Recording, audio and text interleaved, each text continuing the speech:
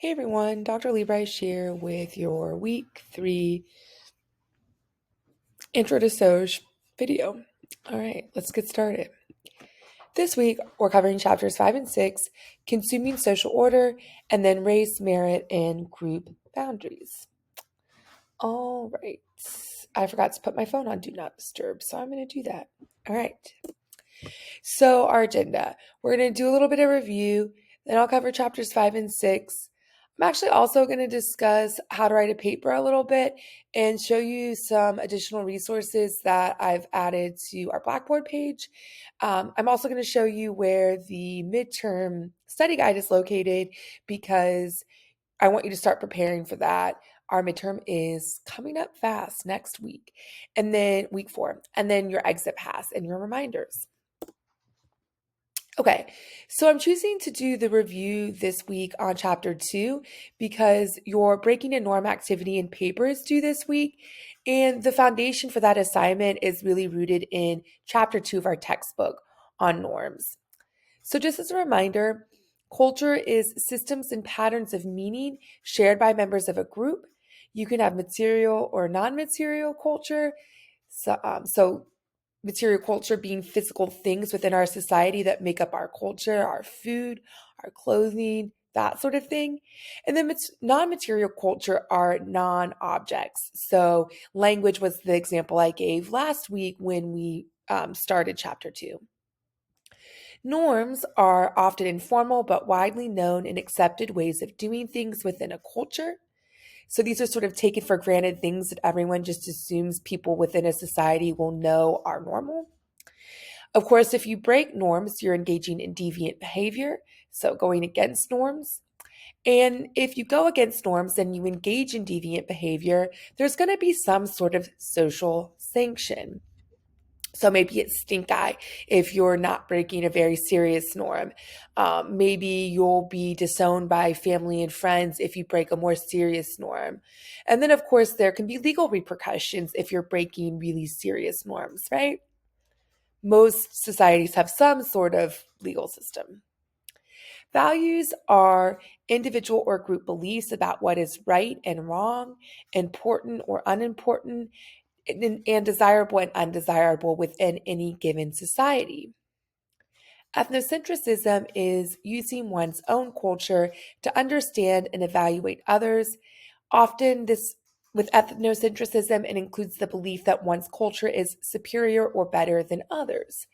Now, I brought up some other terms last week related to American exceptionalism and some other things. We're going to go into greater detail about some of those topics when we start getting into chapters 5 and 6 this week. But first, since we just went over chapter 2 content and you have your breaking a norm activity in paper, I also want to talk about how do we write a college level paper. I was going through your introductory discussion board post the other day, and I noticed a lot of you are not first year traditional students. A lot of you have been at Elmhurst for a while now, or you're transfer students from community college. Probably this isn't your first college paper. So if that's the case, maybe skip over this. But maybe it is your first college paper, or you've struggled to get quote unquote good grades on papers in other classes in the past. I want to make sure everyone has the stuff they need to be successful for the paper assignment. And so I'm going to take you to our Blackboard page. I'm going to go into student preview. And then I'm going to go to writing resources, optional, which is at the bottom. Most of these are PDF, so generic guides that can help you with your writing. The only one that's an original document I created myself is this 5-paragraph essay Word doc at the end. So if you want to know what your paper should look like, using APA formatting, which is a really popular style guide in the social sciences. Even in sociology, we do have the American Sociological Association style, but I would argue APA, the psychology style, is actually more common in our field. Anyway, I've digressed. So this shows you what the formatting should look like, what your font, your indentation, all of these organizational, mechanical aspects of your writing a paper should look like. And I like these little blurbs here because they provide an explanation and justification as to why or how to do these things in APA style. And you can go through and see all those blurbs throughout. Now, one thing to know is that this is a more sophisticated upper division style paper. So there are author notes and there's an abstract for a lower level class, especially one that requires specific directions. It's a non-traditional paper, if you will. I'm not going to require those two components, but if you'd like to include those parts of APA style and you're breaking a norm paper, you can. It's good practice, especially maybe if you are a junior or a senior and you want to have that practice of formatting everything in APA style to a T. I know to a certain extent using proper APA or ASA formatting seems arbitrary. Like if you're writing a good paper, you have smart things to say, you're thinking critically, all the content in your paper is your own original idea. Why bother with these style guides? Why take off points for not doing APA or ASA style correctly? So I want to sort of provide some transparency with why I do take that into consideration when I grade your paper. I do that because the expectation when you graduate with a bachelor degree in the social sciences is that you will know how to write a paper, a good paper, a smart paper with critical thinking, and you'll be able to format that paper according to various criteria. And that might not be ASA or APA formatting once you graduate and you have your first job, but you will have some sort of formatting style guide that you need to use that your boss will expect you to know how to use. So we're preparing you for that by teaching you these style guides and how to properly format everything. That way, when you're on the job market and you're graduating from Elmhurst, you can say, hey, I know how to write a paper and format it properly. And I can take any sort of formatting style guide you might throw at me when I start my job with you, and I can figure it out. And here is a format for ASA if you would prefer that. Okay, let's see. This is a sample paper. These are for APA. These are style guides going over the details of how to properly format everything for ASA and then APA. Now, these last two, well, really last three, they're more about content and organizing your thoughts in a cohesive way. And then also making sure you have all the necessary components of a college level paper. So here, you can see there's a checklist making sure you have all the content stuff necessary, all the structure stuff that's necessary. You're providing clarity, you're using your style and citations correctly. I find this is helpful because oftentimes students get in the weeds thinking about different requirements for a written assignment, and then they forget some of the sort of obvious parts of writing a paper. Like I can't tell you how many papers I get submitted as final drafts that don't have a student's name. Include the name, include all of those sort of obvious aspects of a formal written college level assignment. And if you tend to forget those sort of obvious things, I myself being someone who forgets obvious things like that, this checklist comes in handy. If sometimes you struggle with your ideas not flowing in a sort of logical way, you're all over the place. You have these really awesome ideas, but you struggle to organize them in a cohesive, logical, narrative sort of way, you can try reverse outlining. So again, I'm not going to cover this in too great a detail. These writing resources are optional, but if that's something you struggle with, I encourage you to download this document and save it on your computer so that even if you don't necessarily need it for our paper, because there is a step-by-step set of directions that will help you organize your thoughts, this can be helpful in the future, just sort of as an FYI, when you're organizing your thoughts for a more traditional writing assignment in the future. And then finally, I have my 5 paragraph essay document that I created myself because I have found increasingly students don't create new paragraphs when they have new ideas. And in fact, I'll have students submit the final draft of their paper sometimes, and they have no paragraphs. It's just one giant blurb. You might be able to tell that's sort of a soapbox pet peeve of mine. So, in order to combat that, I have created this document. When I was in junior high and high school, we used to learn how to write 5 paragraph essays, organizing all of our thoughts around new paragraphs.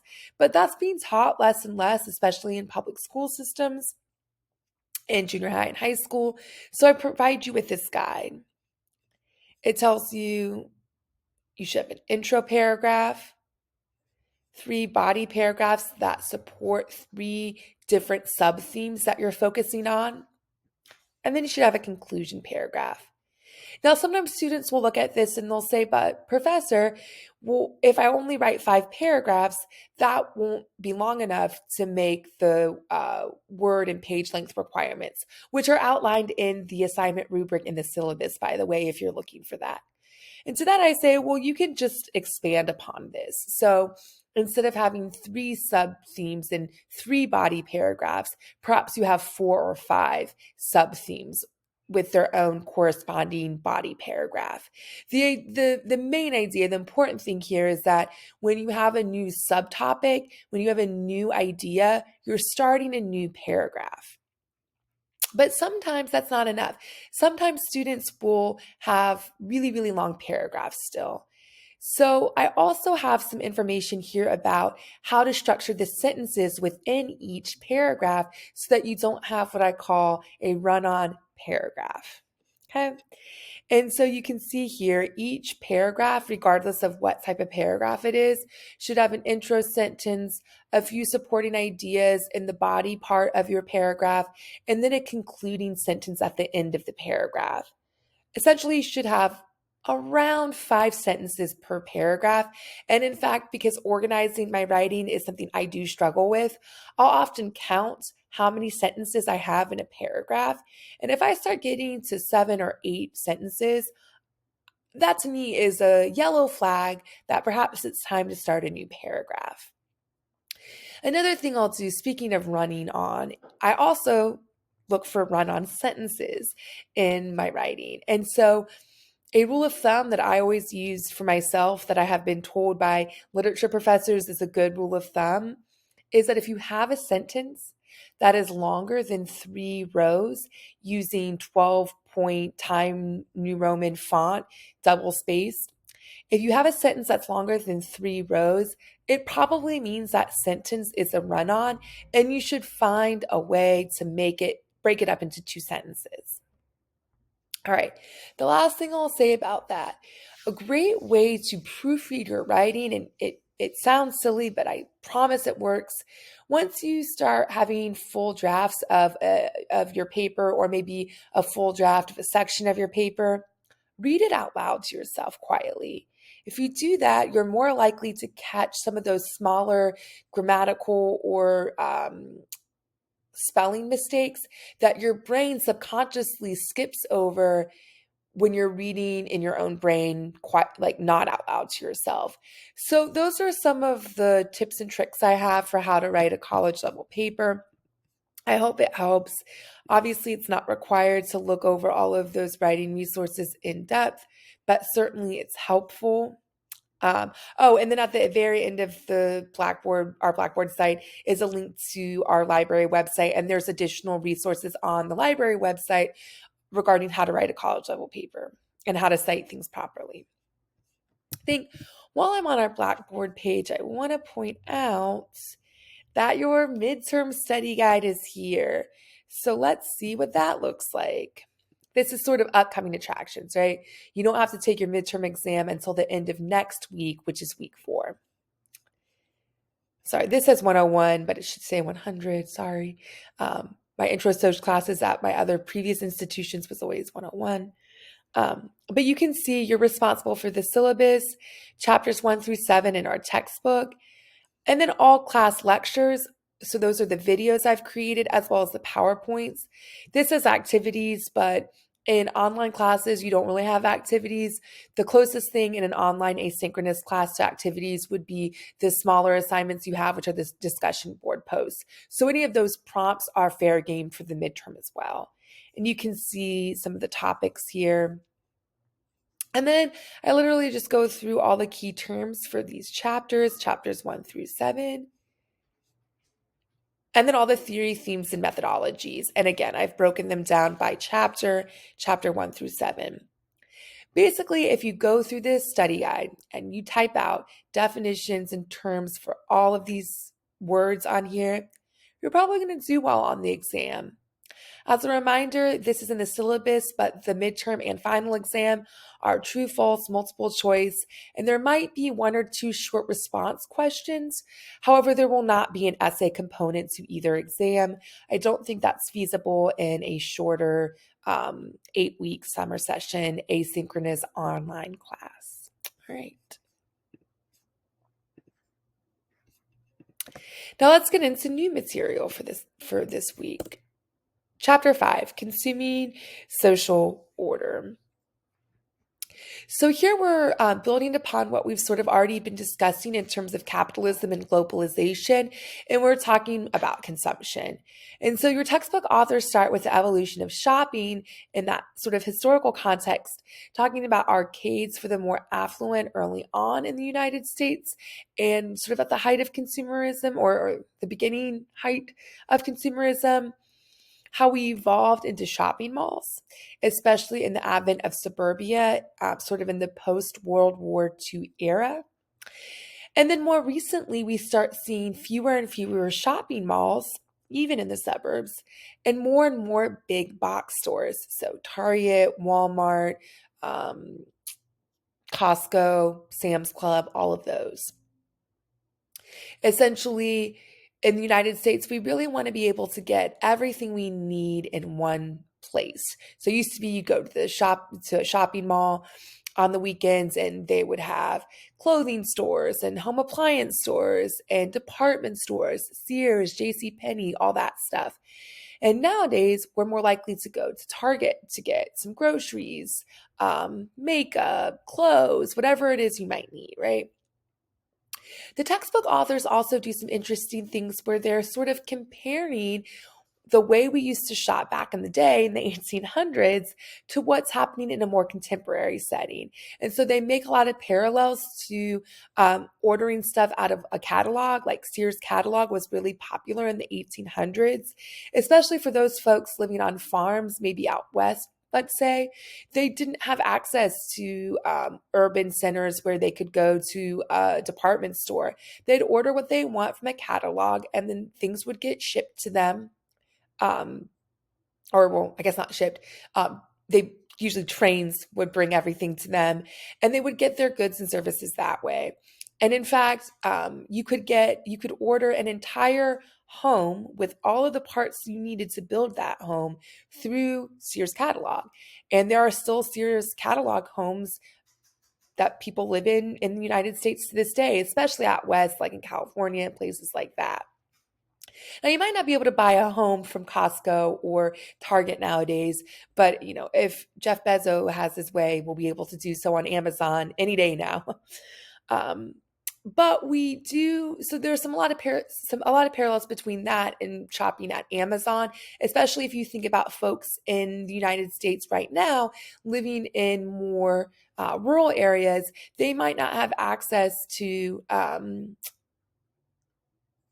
they might have to drive 45 minutes an hour to get to Walmart or Target or a grocery store, but they can order what they want on Amazon. So like I have a friend, she's a professor at Mississippi State. It does literally take her 45 minutes to drive to Target and Walmart. But she can order whatever she wants on Amazon. So it's interesting to sort of compare and contrast some of these various shopping trends in the United States that are really rooted in consumerism. Now, your textbook authors use this chapter to talk about rational choice model, applying it to some of the shopping patterns that exist and how people shop and consume in the United States. So, rational choice model is an approach to social action that assumes that actors are rational and behave purposefully to achieve desired goals. And so, again, they apply this to some of the consumer and consumption patterns in our society throughout our country's history. They also build upon some of that stuff on norms and values from chapter 2, talking about how shopping is also motivated by values, and in particular, values linked to individual identity and social belonging. So, part of why we shop the way that we do and we consume that way that we do is because it's a way for us to build an individual identity. And so I used the example of being able to buy makeup at Target. Well, that's helping people construct an identity that's very feminine, um, sort of like a quote unquote girly girl, if you will. And in fact, in more contemporary settings, we see that a lot of non binary folks are getting professional contracts with major makeup companies. But even as that happens, and it might not necessarily be rooted to sex, it's still very genderized, right? It's still very feminized, where wearing makeup is still feminine, even as folks with different genders have greater access to makeup and things that have historically been labeled or coded as for women or for girls or feminine. If you shop and you consume in a particular way, you also gain a sense of social belonging. And so, if you are shopping the way your other women are, and you're shopping the way other middle class women are, then you're probably going to feel a sense of social belonging, or at least that's the goal, to other women with similar identity categories. And so we can start to think about major social patterns with how folks shop based on different aspects of their identity or identities they're trying to achieve. So perhaps you're not middle class, but you're shopping like you're middle class because you want people to think you're middle class. And maybe, you might be putting things on credit, but it's this idea that if you shop the way people with similar identity categories as you shop, then you'll fit in and you'll have that social belonging. Chapter 6 focuses on race, merit, and group boundaries. So, recall last week I talked about essentialism. Your textbook authors define this as belief that all members of a group share innate, unchanging, essential characteristics that make them different from other groups. And so then we get to in groups and out groups. Now, what's interesting about essentialism is it's the belief that these things are unchanging and innate. Because in reality, a lot of things that we think are unchangeable about a person or a group of people, these things are socially constructed and could be changed or altered or understood differently if there were changes to how our society operates. And I'll talk more about that in just a second when we get to social constructionism. But part of this definition of essentialism is this idea that these essential characteristics make us different from other groups. And so that leads to in groups, we, a group or category a person identifies with, versus an out group, they, a group or category a person does not identify with. And so essentialism is really helps to create this divide of us versus them, an in group and an out group. Now, I said essentialism, maybe these things that we think are innate about a particular group are not so concrete. And that's because things are often socially constructed. So, social constructionism is the idea that features of social units are shaped by social processes, varying over time and across contexts. So, within United States, things have evolved with how they are socially constructed over time, or perhaps in different parts of the United States. Like I just spent the last 3 years of my career in the South, and I would argue that how certain social constructs are understood in the South are different than they are in the North, and in particular the Midwest. Even things like I know in Chicago, the Chicagoland area, and in the Midwest, you might call the toilet, a public toilet, the washroom. But in other parts of the country, even in Ohio, where I'm from, which is pretty close to Chicagoland, we would just say bathroom or restroom. Um, when I lived in Hawaii, often public restrooms, the sign would say toilet. So the words that we use, the slang that we use can be socially constructed geographically.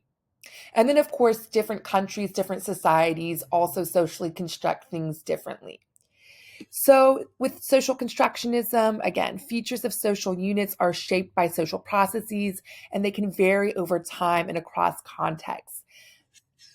That connects to essentialism again because things that we think are concrete and innate within our society, within individuals and groups of people, can actually change and evolve and be constructed differently over time. Okay, moving right along. In chapter 6, we're really getting at the root of some really important foundational terms within the field of sociology, including race, which is a social category that classifies people according to perceived differences in physical appearance and shared heritage. Now, again, thinking back to essentialism and social constructs, you'll see I highlighted perceived differences. That's because race is actually a social construct. There's no biological, scientific fact in race. We think it's innate, but it's actually a social construct. And in fact, the way that we have defined race in the United States specifically has evolved over time. If you were to look at the census data that the federal government collects every 10 years, and you were to look at how questions about race were asked at the beginning of the census when we first started collecting that data compared to now, there'd be a huge difference in the options folks had. And you could look, 50 years ago and there might be some differences, 100 years ago and there might be some differences. That's because race is socially constructed. Racism is the hierarchical ranking and differential treatment of racialized groups. Now, I think a lot of people have sort of a lay understanding of what racism means. We talk about it a lot, especially on social media. But for our purposes in sociology, I really want to make sure you understand there's sort of two main ways that racism can play out. It can be interpersonal, so sort of more micro level, if you will. Remember the macro, micro, overarching analysis that your textbook authors highlight throughout the book. Can be sort of micro level, interpersonal. These are biases and discriminations people may experience on a day-to-day basis in their everyday lives because of racism. But it's also, racism can be institutionalized. So there are institutionalized inequalities. This is more of a macro understanding of racism, where our social institutions are inherently racist in and of themselves. And so if you're not familiar with what a social institution is, a social institution is any big, high-level social structure that organizes our everyday lives. So some examples that we usually use in sociology are things like education, so schools, policy and lawmakers and the law structure, religion and religious churches and things like that, various forms of religion. These are all high-level social entities that organize our everyday lives. And so if you think about education is a good example. So it organizes our everyday lives.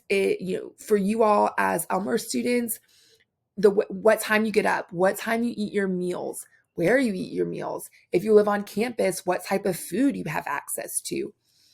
All of these different aspects of your everyday life are organized around Elmhurst, around education as a social institution. Now, sometimes I'll have students say, well, when I graduate from Elmhurst, I'm never going to go back to school ever again. So how can it be a social institution? It's not going to organize my life. And to that, I would say, well, think about the types of jobs you're going to have access to once you graduate. Your educational attainment is always going to have some sort of influence and impact on your career long term, the amount of money you're able to earn over the duration of your lifetime.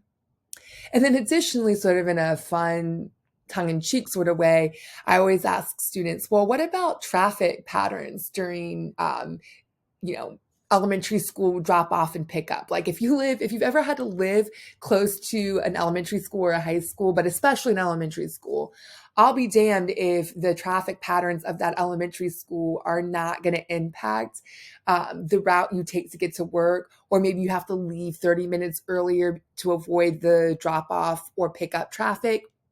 So education does organize our everyday lives, even if you don't necessarily see it on a regular basis because you're not currently a student or you don't work at a school. Now, in terms of institutional racism in education, we can start to think about educational attainment. So we know from the social science literature that students of color are less likely to get called on by teachers in K through 12 schools. We know that students of color are less likely to go to college and then obtain college degrees. And in fact, there are a lot of different resources available for students of color because of that. And so helping students of color navigate higher education so that they will be more successful. Although, you know, we can argue about all of that, especially right now, the Supreme Court of the United States actually, not this summer, but last summer, overturned affirmative action policy for higher education across the country.